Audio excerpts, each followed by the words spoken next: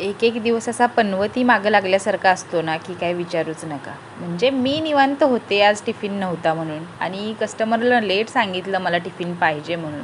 त्या दिवशी मी मग मसाले वरणाची सुद्धा रेसिपी दाखवणार होते आणि हे वांग्याची भाजीसुद्धा बनवणार होते. आणि काय झालं, मध्येच गॅस आमचा संपला.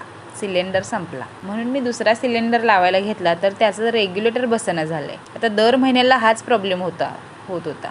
म्हणून मी एजन्सीमध्ये फोन लावला, तर त्यांनी एक मेकॅनिक इकडं पाठवला. तर तो इकडं यायच्या ऐवजी दुसरीकडेच गेला. म्हणजे कस्टमर इकडं ताई भूक लागली करतंय, मी म्हणते जरा थांबा.